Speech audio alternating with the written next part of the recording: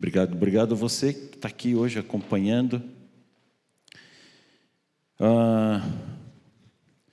Eu não sei se você está vivendo ainda, se você não chegou, se você já passou pelo tempo de faculdade.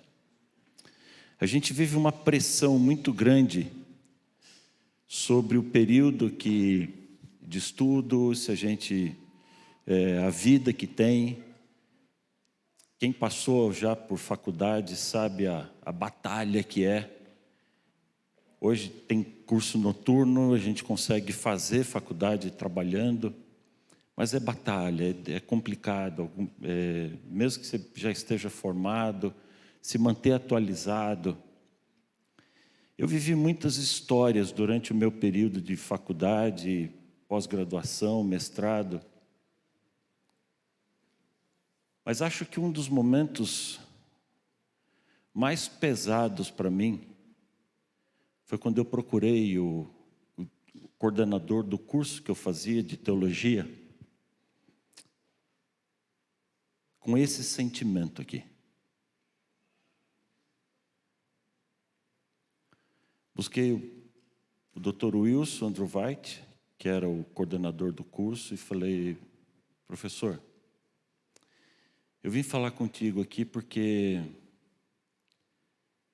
eu estou querendo parar o curso. E o Dr. Wilson olhou para mim e falou assim: por que você quer parar o curso, Bravo?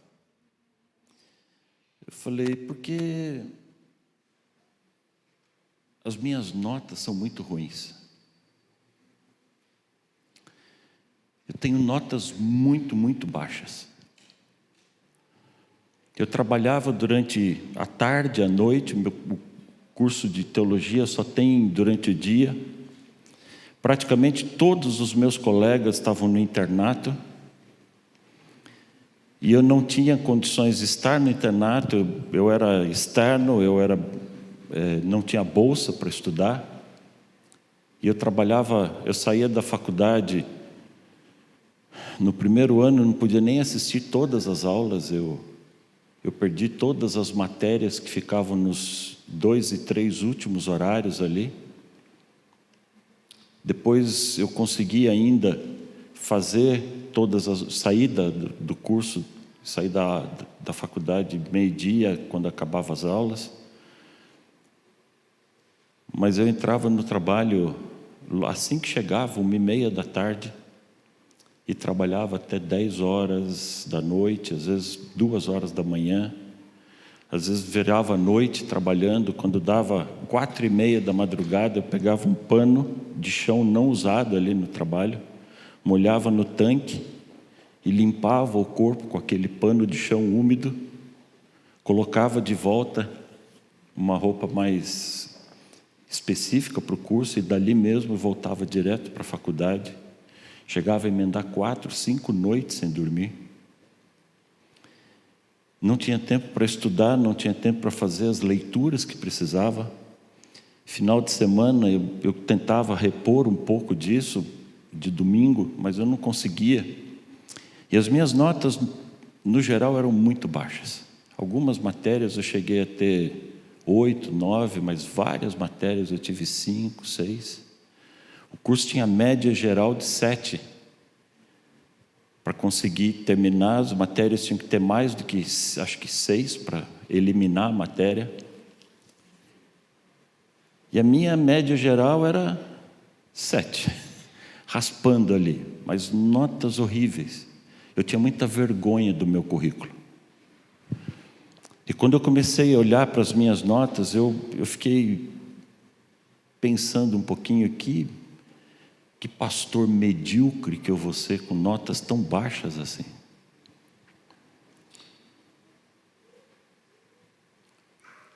E aí, quando eu falei sobre isso com o Dr. Wilson, claro, não justifiquei tudo isso, eu só disse: olha, minhas notas são muito baixas. Eu acho que eu sou o pior aluno dessa faculdade. E eu não me sinto preparado para pensar em formar daqui a pouco, ser pastor. Eu acho que eu vou trancar o curso ver o que eu vou fazer da vida. E quando eu falei isso com o coordenador do curso, ele olhou para mim e disse assim: Paulo, eu conheço suas notas. Eu já olhei o seu histórico escolar várias vezes. Você é uma das grandes preocupações que a gente tem aqui na Faculdade de Teologia. E, de fato, as suas notas são muito baixas. Mas tem uma coisa que eu preciso dizer para você antes de você trancar o curso. As suas notas são muito baixas quando você compara as suas notas com as notas dos seus colegas. Eu falei: como assim? Ele falou: Paulo, se você pegar suas notas e olhar as notas dos seus colegas, elas são de fato elas são baixas, mas quando você compara as suas notas com a realidade de vida que você tem, as suas notas são muito altas. Você está comparando as suas notas com os seus amigos que não fazem nada, eles só estudam. A maior parte passa o dia inteiro sem fazer nada aqui dentro da escola, dentro do dormitório, joga bola, tem o tempo todo para estudar. Alguns alunos chegam a estudar 30 horas para uma prova, e eu sei que você às vezes vem sem ter dormido à noite, sem ter estudado nada. Obrigado. Então, quando você compara as suas notas com eles, ela é baixa, mas quando você olha para a sua realidade, você já parou para se perguntar que nota eles teriam se eles vivessem o que você vive? Eu tenho certeza que se eu trabalhasse no ritmo que você trabalha, as minhas notas seriam tão baixas quanto a sua, provavelmente seriam piores do que a sua. E aí ele disse: se eu posso dar uma sugestão para você, dedique sempre o seu melhor para Deus.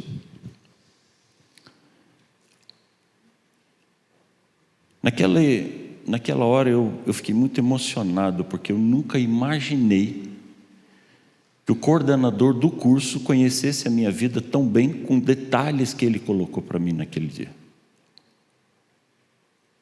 E nós choramos muito ali. E nós oramos juntos.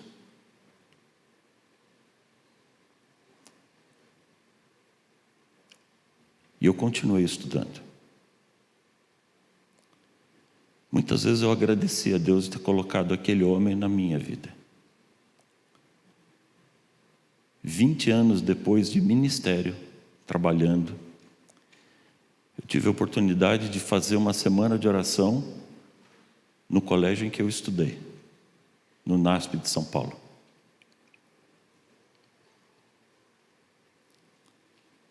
E eu comecei a pregar ali, lembrava do período em que eu era aluno, e a gente olhava os pastores que pregavam lá e falava: e eu descobri que não tem ó nenhum.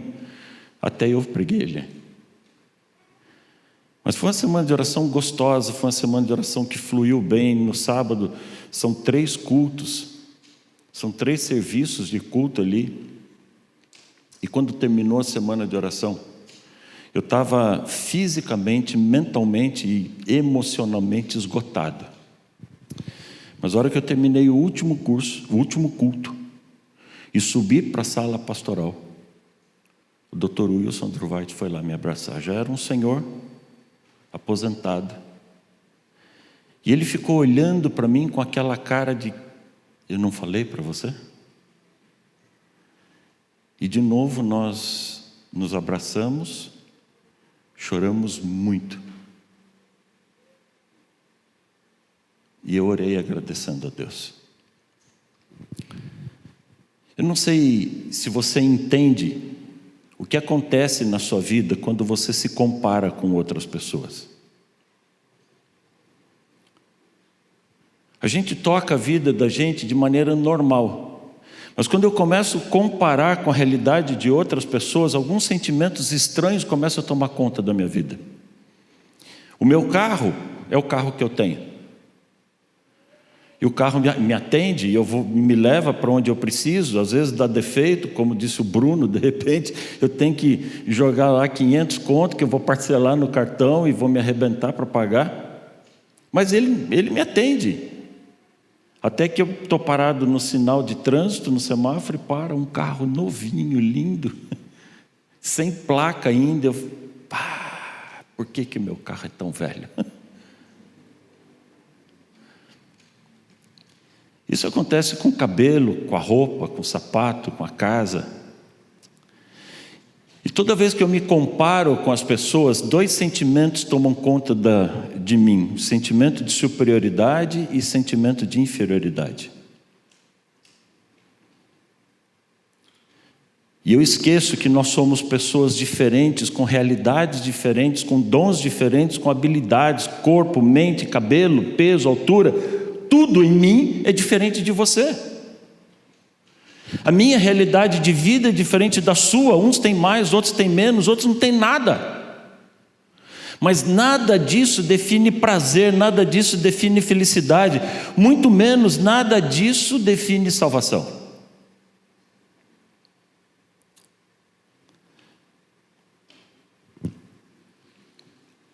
Por isso, quando eu começo a me comparar com as pessoas, alguns sentimentos estranhos começam a tomar conta da minha vida. O primeiro problema são as minhas próprias limitações. Eu reclamo de tudo aquilo que define o que me limita. Eu comparo com os outros, porque eu tento justificar as coisas que acontecem ao meu redor. Eu reclamo das pessoas que me cercam, eu reclamo dos meus amigos, eu reclamo dos meus pais, eu reclamo da minha roupa, eu reclamo do meu cabelo, eu reclamo da casa onde eu moro, eu reclamo da comida que eu tenho todo dia. Mas a verdade é que essas coisas das quais eu reclamo refletem as minhas próprias limitações e inferioridades. Eu não sei se você já olhou o seu círculo de amizades. Em geral, o nosso círculo de amizades não passa de um reflexo de nós mesmos.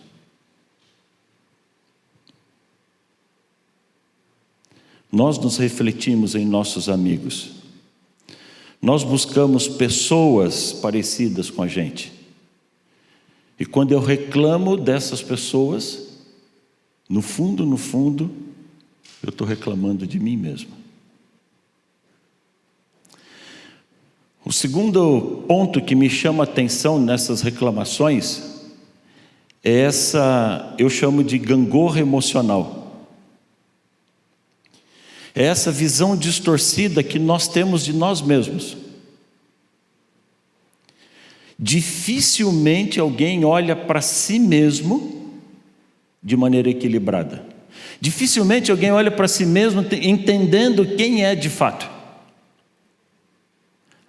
A maioria de nós se enxerga de baixo para cima, olhando a vida, as coisas dos outros, o estilo de vida, o que os outros são, muito superiores a nós. Outros enxergam de cima para baixo.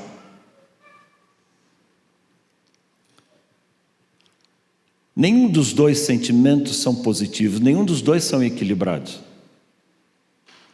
E embora a gente combata muito esse sentimento de narcisismo, essa visão de olhar tudo de cima para baixo, de julgar as pessoas inferiores a você, mas olhar de baixo para cima também não te ajuda a nada. Eu não sei se você já ouviu ou já assistiu aquela propaganda que a Dove fez, uma campanha da Dove, onde eles colocavam a pessoa diante de um desenhista forense.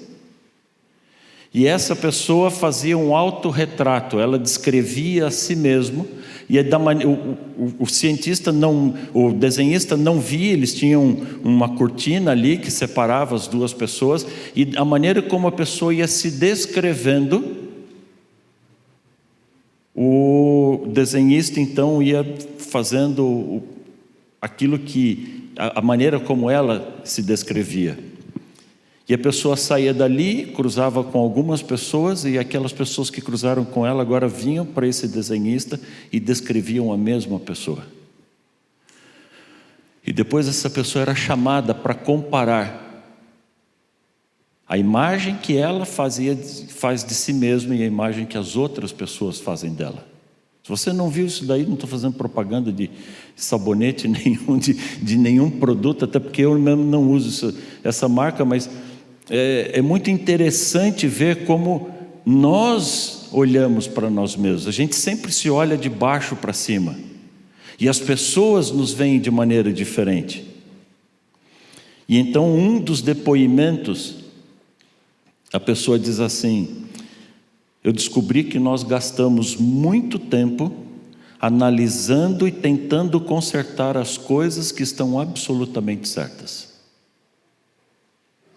Eu descobri que a gente gasta muito tempo tentando consertar as coisas que estão absolutamente certas. Nós deveríamos gastar mais tempo apreciando as coisas das quais realmente gostamos.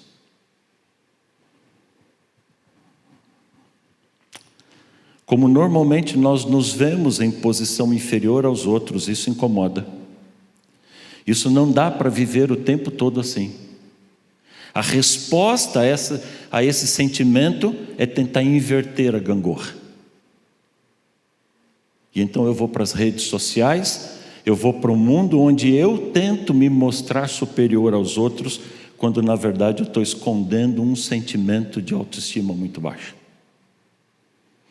O terceiro ponto que me chama a atenção quando eu olho para esse universo de comparações é o desequilíbrio social.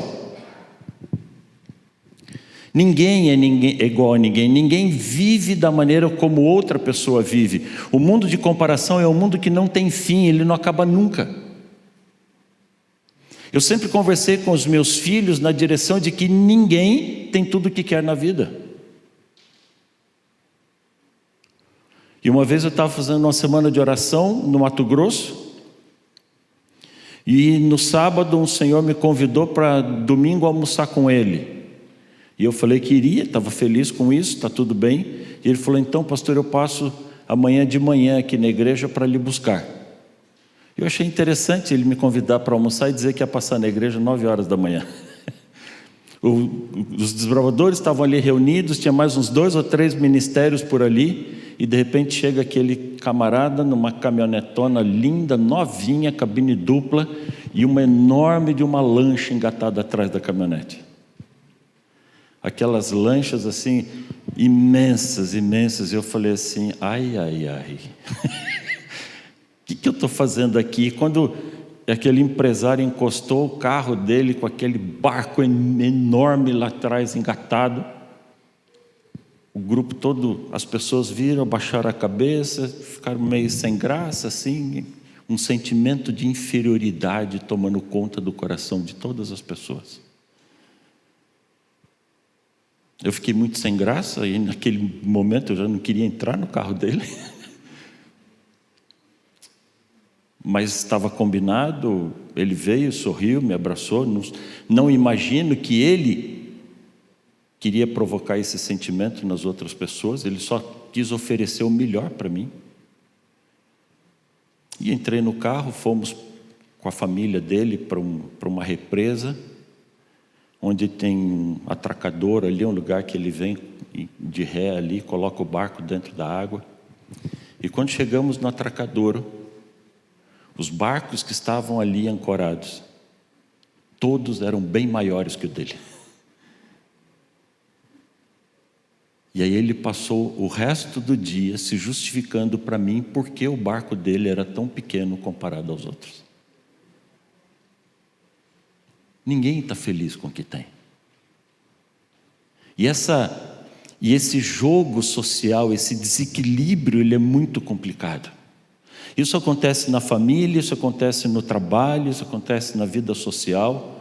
Os irmãos se comparam com os irmãos, E a gente sempre tem esse sentimento de inferioridade, as pessoas se comparam no trabalho, a gente sempre tem esse sentimento de incapacidade.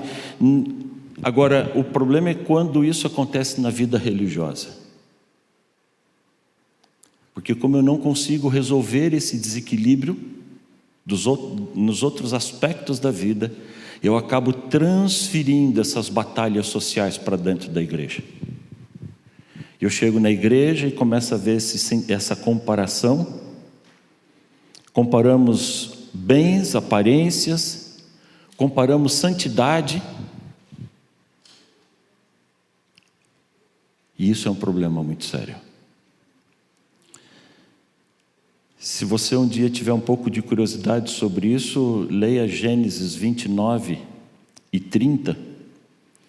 E você vai encontrar ali duas irmãs que eram casadas com o mesmo homem, Raquel e Lia. Cada uma tinha a sua característica própria, mas a Bíblia diz que elas se comparavam o tempo todo. Elas se cutucavam, elas despertavam inveja, ciúmes uma na outra e brigavam o tempo todo entre si, e isso transferia para a vida espiritual delas. Se você olhar para os evangelhos, você vai ver que os discípulos de Cristo se comparavam entre si. Eles disputavam quem era o maior, quem era o melhor, quem era mais próximo de Cristo, quem atendia melhor essas demandas. Mas para mim, o exemplo mais clássico, quando eu olho para isso, está no primeiro livro de Samuel, quando a Bíblia descreve o que foi o reinado de Saul. Saul era um homem alto, era um homem que chamava atenção pela sua postura, pela sua aparência. A Bíblia diz que quando o povo estava reunido, os ombros de Saul ficavam acima da cabeça da multidão. Então ele era alto, ele chamava atenção. Saul foi o primeiro rei de Israel. Saul tinha tudo para ser lembrado na história como o primeiro rei de Israel. Mas Saul destruiu tudo isso. Porque ao invés de olhar para Deus, se colocar nas mãos de Deus e se concentrar no governo que ele deveria desempenhar no país, Saul olhava para um menino, Davi, e morria de inveja de Davi. O problema não estava em Davi, o problema estava em Saul. Ele tinha problemas. E ele transferia tudo isso para um garoto. E ao invés de concentrar em governar o país, ele se concentrava em perseguir Davi e tentar matar o menino.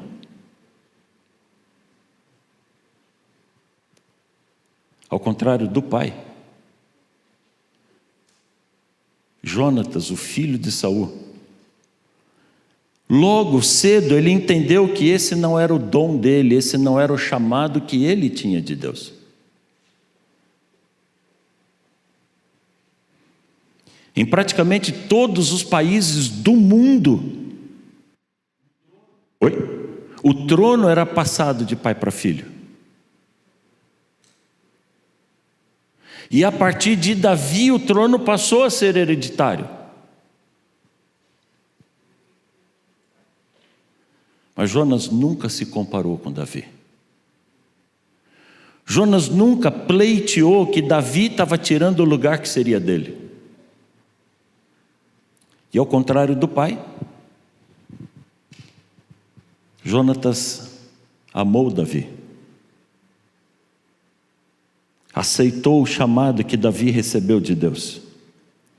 Aceitou o chamado que ele recebeu de Deus e viveu aquilo que era a vida dele e foi feliz, mesmo não sendo rei.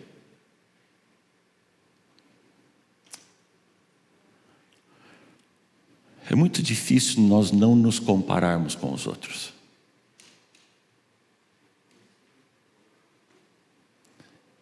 É muito difícil eu não comparar o meu corpo com o corpo dos outros. É muito difícil eu não comparar o meu cabelo com o cabelo dos outros. É muito difícil eu não comparar minha casa, minha roupa.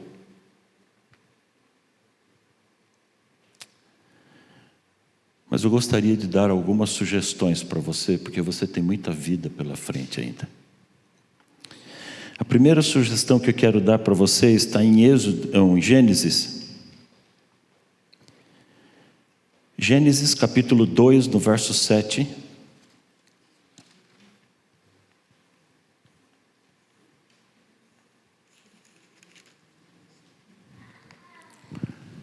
Gênesis 2, verso 7, a Bíblia diz assim, olha: então formou o Senhor Deus o homem do pó da terra, e lhe soprou nas narinas o fôlego da vida, e o homem passou a ser alma vivente. Eu não sei se você consegue imaginar essa cena de Deus moldando o homem no barro. Eu gosto muito de parar para pensar nessa cena, porque moldar no barro é muito diferente do que esculpir na pedra. Para esculpir, entalhar alguma coisa na pedra, eu uso um cinzel, um martelo. Eu uso ferramentas de corte, eu vou batendo ali e lascando e tirando pedaços. É um tipo de arte que fere, embora o material seja nobre. Moldar no barro, eu trabalho diferente, eu trabalho alisando, eu trabalho acariciando. Moldando com as minhas mãos e dando o formato que está na minha mente. Quando alguém esculpe uma estátua num bloco de mármore ou de qualquer outro tipo de pedra, em geral essa estátua é esculpida já em pé. Se alguém decide fazer uma estátua de barro, não dá para montar a estátua em pé. Ela tem que estar deitada. Isso me diz que Deus se prostrou diante da criatura, o Criador se prostrou diante da criatura. E como ato final da sua obra de arte, Deus se curva e sopra nas narinas de Adão. E a Bíblia diz que aquele punhado de barro se tornou um ser vivo. Pensa comigo só um instante, no momento em que Adão ganhou vida, quando ele abriu os olhos, qual foi a primeira coisa que ele viu?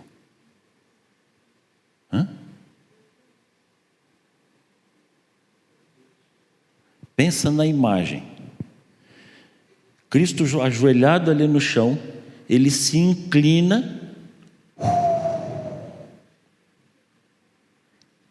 quando ele sopra, aquele ser ganha vida e abre os olhos. A primeira coisa que ele vê, o que é? A face do seu Criador. Por isso, a primeira sugestão que eu quero deixar para você é a lição do Éden. Se tem uma coisa na qual compensa concentrar minha vida, meus olhos, minha atenção, é na face de Deus. Se eu preciso olhar para alguma coisa, eu preciso olhar para Deus. O meu problema não é quando eu estou olhando para Deus na minha frente, o meu problema é quando eu começo a olhar para as pessoas e para o mundo ao meu redor. Lembra de Pedro quando desceu do barco e começou a andar sobre as águas? Enquanto ele olhava para Cristo, ele andava sobre as águas fazendo aquilo que ninguém, nunca mais na humanidade fez, nem antes e nem depois dele. Mas quando Pedro tirou os olhos de Cristo e olhou para os amigos no barco, ele começou a se comparar. E não importa se eu me comparo por baixo ou por cima, isso é uma desgraça para mim. Então a primeira sugestão, a primeira dica que eu quero deixar para você: fixe os seus olhos em Jesus. Hebreus capítulo 12, no verso 2, na Nova Versão Transformadora, diz assim: mantenhamos o olhar firme em Jesus. Eu entro na igreja, olho para Cristo, eu sou edificado por Ele. Eu entro na igreja, olho para as pessoas, eu me frustro, eu me decepciono. E o pior, eu me frustro com pessoas e me afasto de Deus, que não tem nada a ver com isso. É inexplicável. Mas é isso que a gente faz. Então não olhe para as pessoas, não olhe para o lado, para os seus amigos de sala de aula, não olhe para os seus colegas de trabalho, não olhe para as pessoas que frequentam a igreja com você, não olhe para as pessoas que moram na sua casa. Fixe os olhos em Jesus. Essa é a lição do Éden. E se você tomar esse primeiro passo, eu garanto que muita coisa já vai ajudar e trabalhar a seu favor. A segunda dica que eu quero dar para você está em Mateus capítulo 11.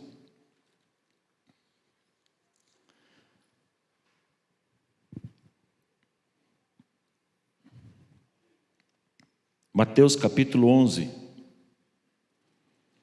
verso 29.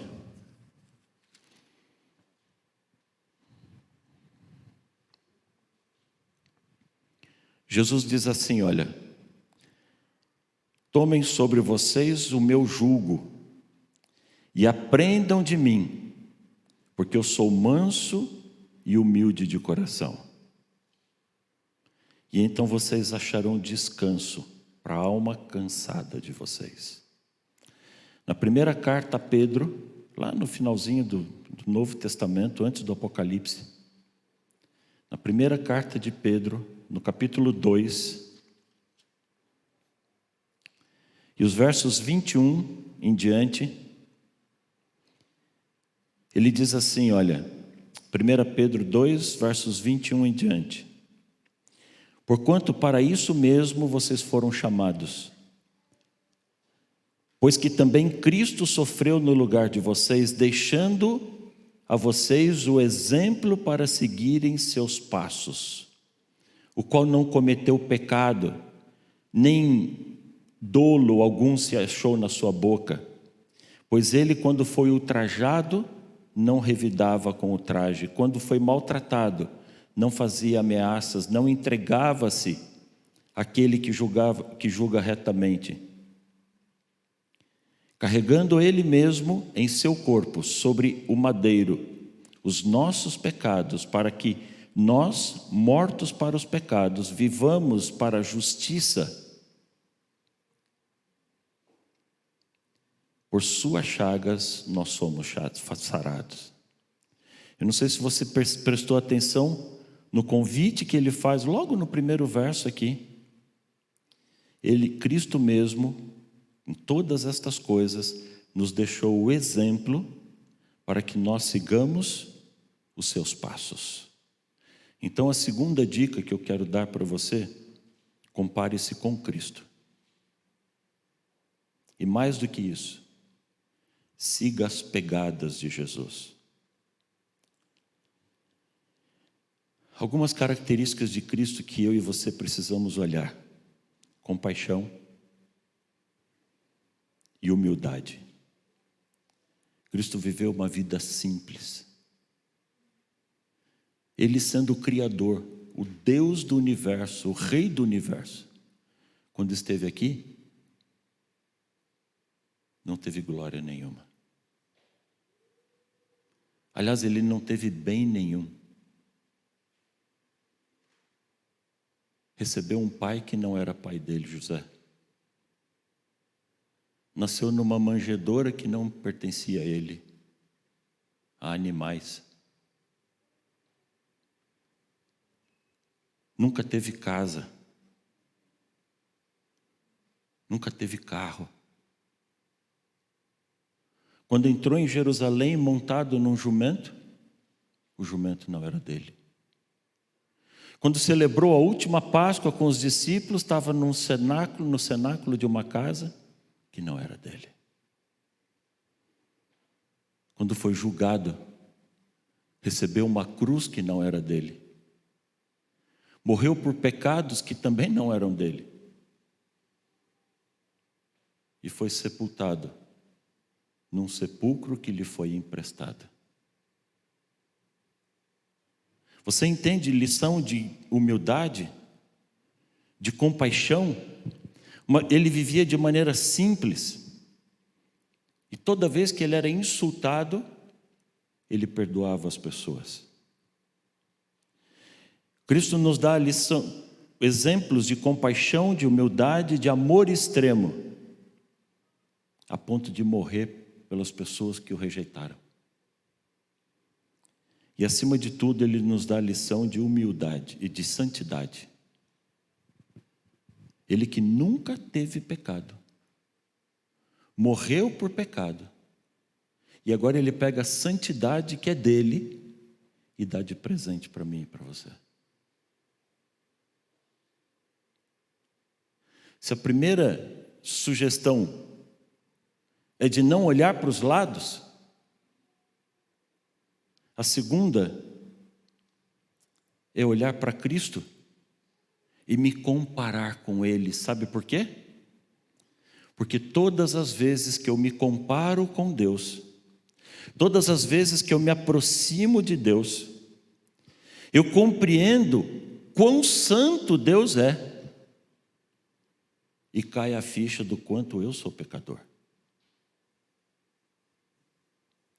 Um dos meus professores lá na faculdade, o professor Orlando Ritter, usava uma frase assim que ficou muito marcada para mim. Ele sempre dizia assim: a ignorância é atrevida. Muitas vezes nós temos reações absurdas, porque a gente não tem noção da pessoa com quem a gente está falando. A ignorância é atrevida. E justamente por isso justamente por sermos ignorantes a respeito de Deus, nós somos tão irreverentes com Ele. Irreverentes na presença de Deus, irreverentes na casa de Deus. Não tem, às vezes eu digo assim, aqui na igreja eu tenho que ser reverente, mas espera aí, Deus está em todo lugar comigo. Se eu vou para casa, quando termina esse encontro, Deus não fica parado aqui e agora eu vou embora, Ele vai comigo. Quando eu saio para o trabalho, Ele está comigo. Quando eu vou para a escola, Ele está comigo. Então, se eu quero entender um pouco como é estar perto de Deus, eu vou perguntar para quem esteve lá no trono dele. Apocalipse capítulo 4. Apocalipse capítulo 4, no verso 8.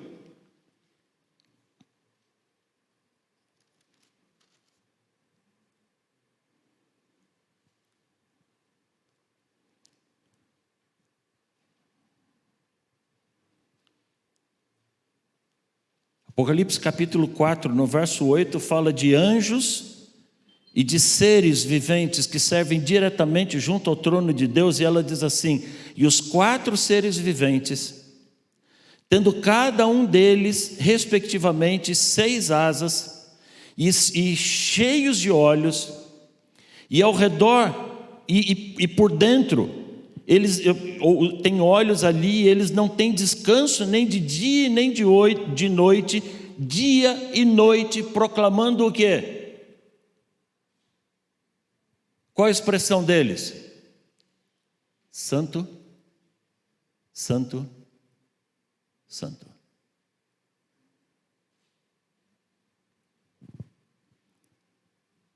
Se você vai para Isaías,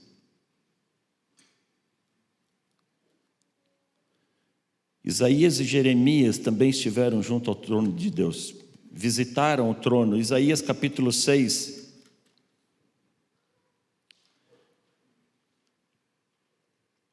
A partir do verso 1 ele diz assim: no ano da morte do rei Uzias, eu vi o Senhor assentado sobre um alto e sublime trono, e as abas das suas vestes enchiam o templo. Anjos serafins estavam por cima dele, cada um tinha 6 asas.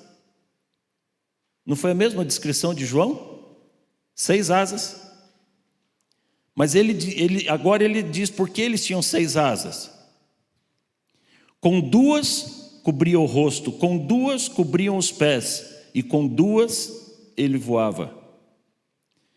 E esses anjos serafins clamavam uns para os outros, dizendo: Santo, Santo, Santo é o Senhor. Santo, Santo, Santo é o Senhor dos exércitos, toda a terra está cheia da sua glória. Você entende a visão de alguém que está diante do trono de Deus? E eu e você amamos e servimos o mesmo Deus.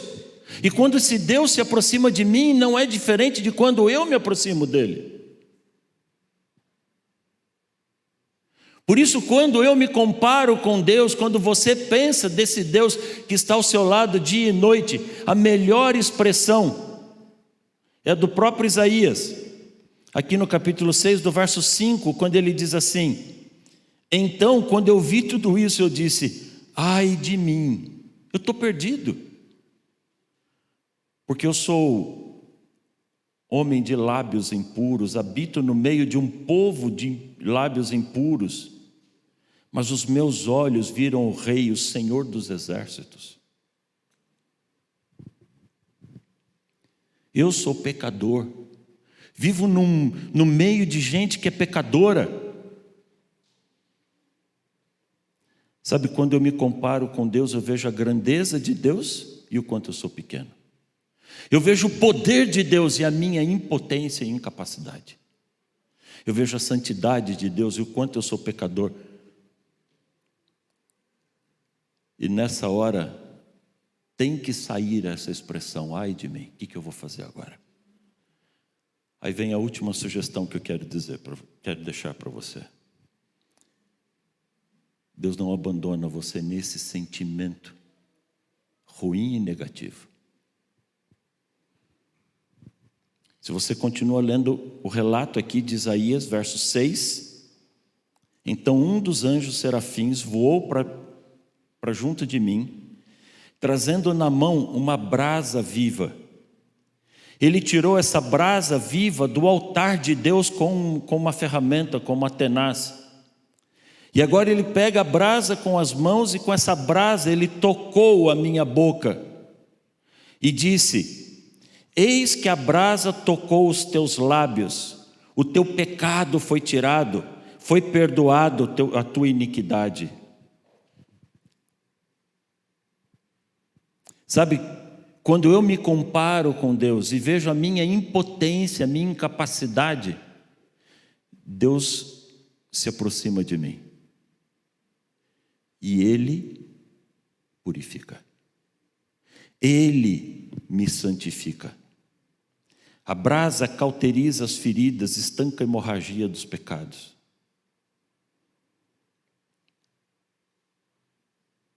Deus não nos mostra a santidade dEle para ser superior a mim e a você.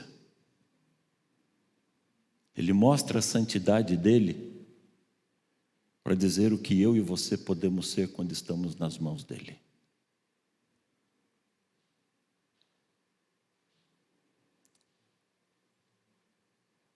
Ele diz assim: filho, comigo você pode ser diferente, comigo você pode ser melhor. Eu quero que você seja semelhante a mim. Não importa as decisões que os outros tomam, não importa as atitudes que os outros tomam, não importa a reação que as outras pessoas têm, não importa os bens que os outros têm ou não têm, não importa os dons que os outros têm ou não têm. Eu posso cuidar de você, eu posso fazer de você uma pessoa diferente, eu posso fazer de você aquilo que eu sonho para você. Deus, melhor do que ninguém, conhece as nossas batalhas. Deus sabe que nós nunca seremos perfeitos. E então Ele nos dá condições para a gente crescer e avançar nessa jornada espiritual. Você acha que isso pode ajudar você? Eu espero que sim, tenha ajudado a mim. Fixar o olhar em Deus, em Cristo. Me comparar com Ele. Entender o quanto eu sou pecador. E a partir daí, aceitar ser purificado por Ele. Isso me ajuda a não me olhar lá de baixo. Isso me ajuda a não ser arrogante. Na verdade, as pessoas são tão complicadas quanto eu sou. São tão pecadoras quanto eu sou. Eu não sou melhor do que ninguém.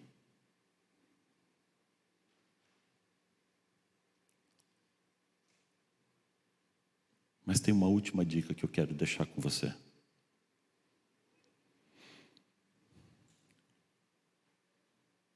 Quando eu passo por esse processo, então Deus me envia. Quando você passa por isso, Ele envia você.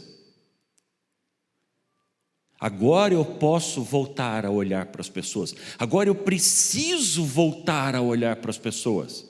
Não para me comparar com os outros. Não para me sentir inferior ou mostrar o quanto eu sou superior. Mas para amar. Porque agora eu olho com os olhos de Cristo. Eu ouço com os ouvidos de Cristo. Eu me relaciono como Cristo se relaciona. Porque quando Isaías esteve no trono de Deus, ele viu a santidade de Deus, ele se jogou lá embaixo, ele viu o quanto ele é pecador, ele foi purificado por Deus. Mas a história não termina aqui, no verso 8, a Bíblia diz assim: depois disso ouvi a voz do Senhor que dizia: a quem enviarei? Quem há de ir por nós? Qual foi a resposta de Isaías? Envia a mim, eis-me aqui, Senhor, me envie, por favor. Eu fui tocado pelo Senhor, eu fui tocado pela tua brasa viva. Eu estou pronto. Aí, o chamado que Cristo fez lá em Mateus 28, 19, vão por todo mundo e façam discípulos. Aí ele começa a fazer sentido para mim, mas eu só vou conseguir entender isso se eu passei por esse processo antes. Aí eu entendo que a casa onde eu moro é um chamado de Deus, porque tem pessoas ao meu redor que precisam passar por essa experiência com Deus que eu tenho vivido. Eu moro no condomínio aqui embaixo. Tem 7 anos que esse condomínio foi entregue aos primeiros moradores. Nesses 7 anos já teve 5 tentativas de suicídio. Então eu sei que não estou ali por acaso. Eu sei que eu não estou ali para ficar entendendo qual apartamento é maior ou menor que o meu, qual tem decoração maior ou melhor, qual carro é diferente do meu ali na garagem. Eu estou ali para amar aquelas pessoas, orar por elas e ser um instrumento de Deus, enviado por Ele. Quando eu chego numa sala de aula, eu sei que eu não estou ali por acaso, é um chamado de Deus. Quando eu chego no meu local de trabalho, eu não estou ali por acaso, é um chamado de Deus. Quando um caixa me atende no supermercado, não é por acaso, é um chamado de Deus. Quando alguém senta do meu lado no ônibus ou no avião, não tem acaso.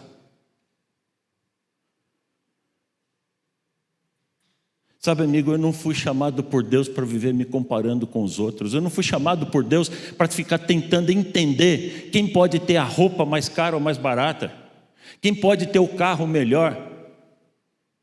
Eu fui chamado por Deus para mudar o mundo, para transformar o mundo. Ele disse assim: você é o sal da terra. O sal não entra para não fazer nada.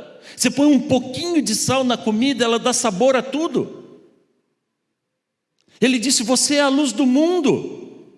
Eu e você, nós não estamos aqui por acaso, nós temos uma missão. Eu só consigo entender o chamado e a missão, quando eu entendo o meu lugar, o chamado que eu tenho, quem eu sou, e ao invés de me comparar com os outros, eu amo as outras pessoas. Eu e você fomos chamados por Deus para mudar o mundo através do amor.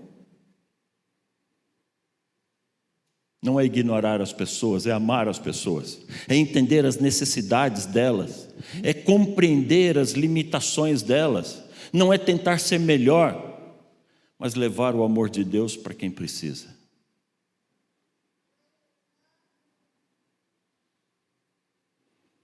Em João 15, verso 12, Cristo disse assim: um novo mandamento eu vos dou, que vos ameis uns aos outros. Quando você olha a parábola do credor ali em Mateus 18, eu não sei se você lembra dessa parada, o rei chama um homem que devia uma fortuna para ele.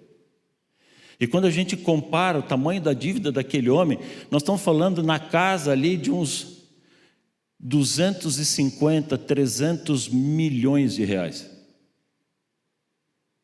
E o rei olha para o homem e diz: escuta, você não vai me pagar não? E ele falou: rei, desculpa, eu não tenho como pagar essa dívida. E o rei tem compaixão por aquele homem, perdoa a dívida dele, e ele sai dali tendo a sua dívida perdoada, encontra um camarada que devia 320 reais para ele, e começa a apertar o pescoço dele: você vai pagar ou não vai? Vai pagar ou não vai? E joga o homem na cadeia, e o rei ouve falar daquela história e fala: ei, peraí, eu te perdoei uma dívida de 250 milhões, e você não consegue perdoar um camarada que deve 320 reais para você?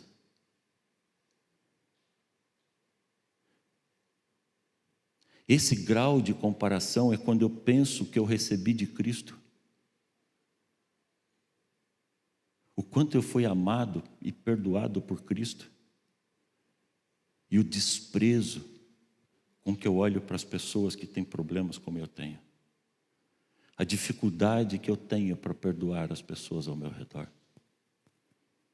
Por que você carrega mágoa no coração? Por que você carrega tristeza no coração?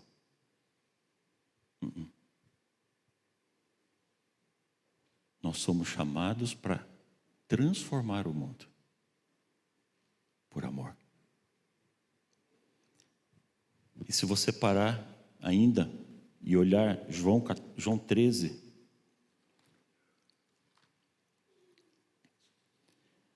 Cristo aumenta a minha e a sua responsabilidade. João 13, no verso 34,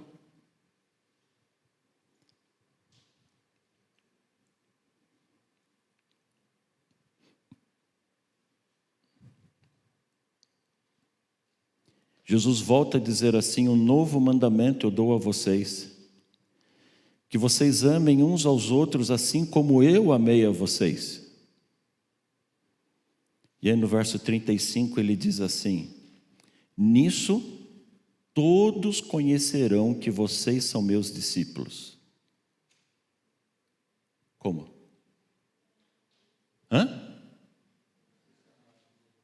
Se vocês se amarem uns aos outros.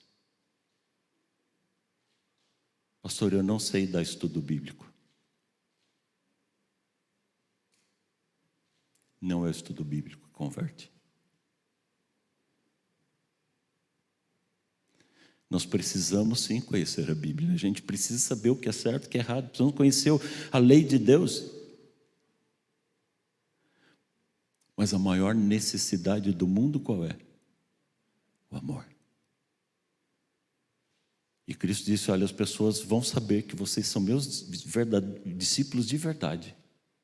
Não porque guarda o sábado, embora seja importante guardar. Não porque devolve o dízimo, embora seja importante devolver.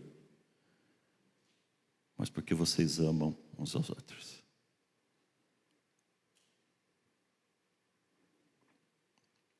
Uns anos atrás eu estive em Taiwan, no encontro de líderes da Conferência Geral.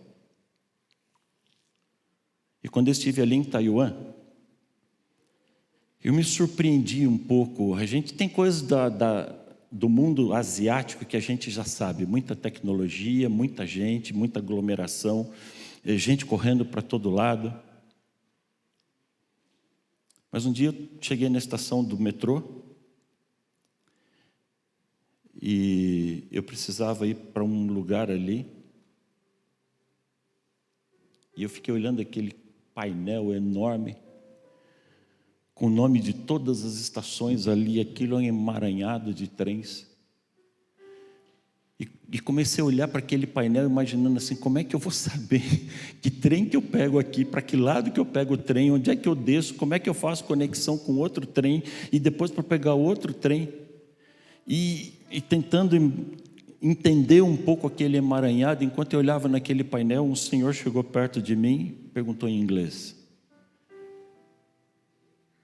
"May I help you? Where do you go?" E eu disse para ele a estação que eu precisava ir. Ele olhou para mim e disse: "Oh, don't worry, just follow me."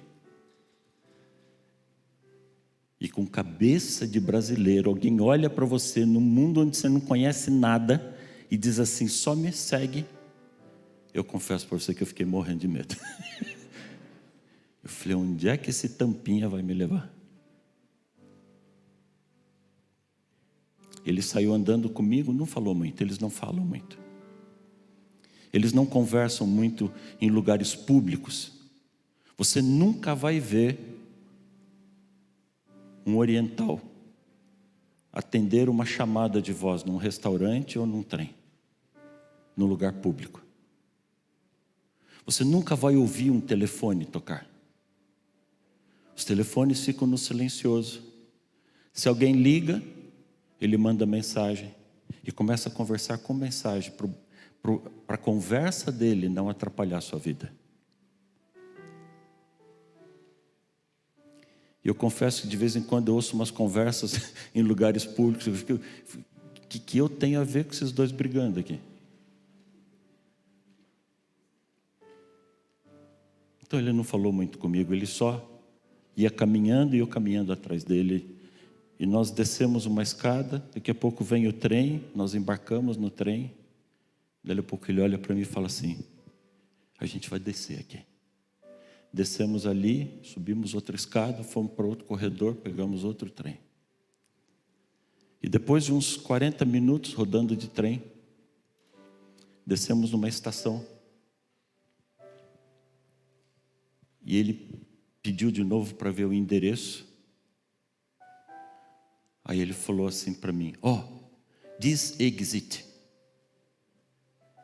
E foi comigo até a saída da estação, até onde tinha ali as catracas. E ele falou: "Just upstairs and turn left." Só subir a escada e virar à esquerda. Eu agradeci para ele e vi ele voltando para a estação, imaginando onde que ele ia de verdade. Ele parou a vida dele para me mostrar o caminho.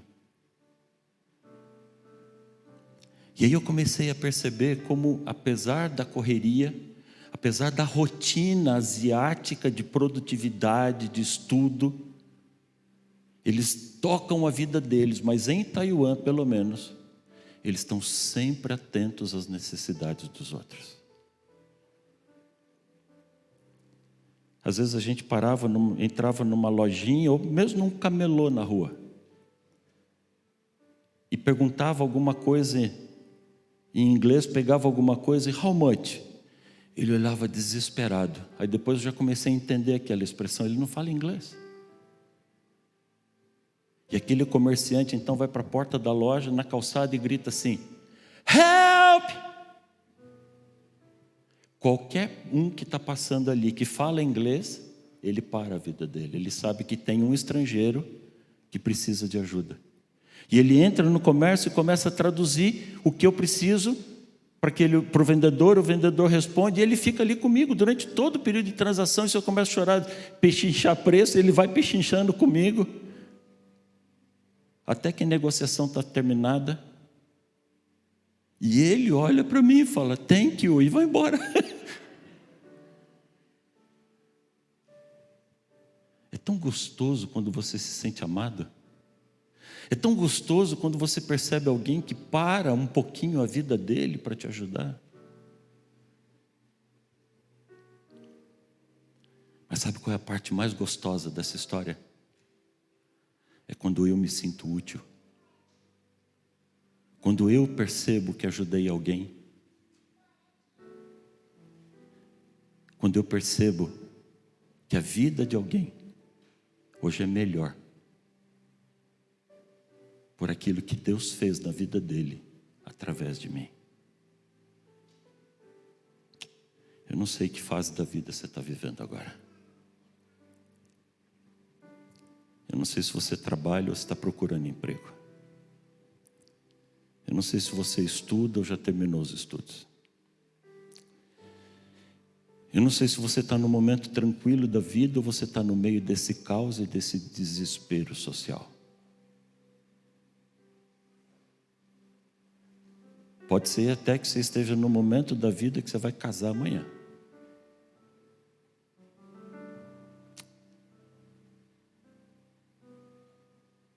Lembra dessas dicas aqui, não se compare com ninguém. Olhe para Cristo, fixe os seus olhos no Senhor. Se compare única e exclusivamente com o seu Criador. Você vai entender o quão devedor, o quão pecador você é. E então você vai se sentir abraçado, amado, quando você não merece o perdão.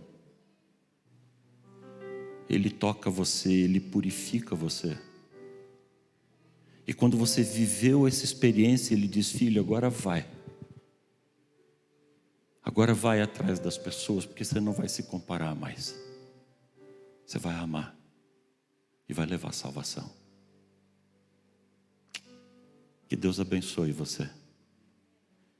Que hoje eu e você consigamos entender o nosso papel no mundo, o chamado que eu e você temos. Ninguém está aqui por acaso. Esse chamado é muito grande, esse chamado é muito forte. E é tão bom quando a gente sente Deus reinando aqui dentro. E Ele alcançando e abraçando as pessoas. Experimenta isso, viva isso aqui. Abra a porta, deixa Ele entrar. É transformador. Senhor Deus, muito obrigado. Muito obrigado pelo Teu amor, muito obrigado pelo Teu cuidado, obrigado porque o Senhor faz por nós aquilo que nós nunca merecemos. Obrigado porque o Senhor nos ama tão intensamente assim. É tão estranho quando a gente percebe o quanto a gente se compara com os outros e o quanto isso joga a gente para o caminho errado. Hoje nós olhamos única e exclusivamente para Ti, Senhor.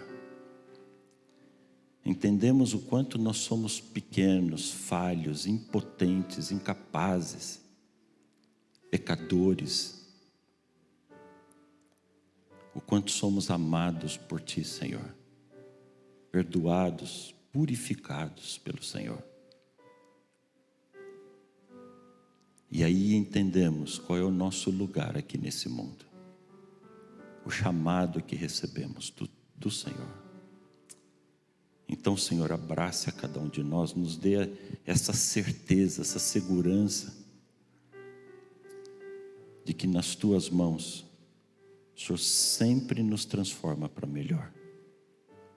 E ainda nos chama para ser agentes de transformação e alcançar o coração de outras pessoas.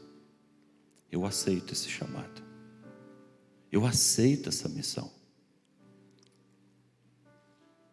Nós estamos dizendo que Somos teus, Senhor, estamos nas tuas mãos. Que bênção isso, Senhor. Por isso, no poder de Cristo Jesus, eu quero enviar a cada um dos teus filhos em missão durante essa semana. A gente vai enfrentar batalha, a gente vai chorar, a gente vai rir, mas que sejamos agentes teus de transformação. Que sejamos instrumentos poderosos nas tuas mãos. E que as pessoas te conheçam através de nós. Que as pessoas vejam o Senhor quando olharem para nós. Obrigado por tanto amor assim. Acompanha-nos hoje e sempre, eu te peço, por Jesus. Amém, Senhor. Amém.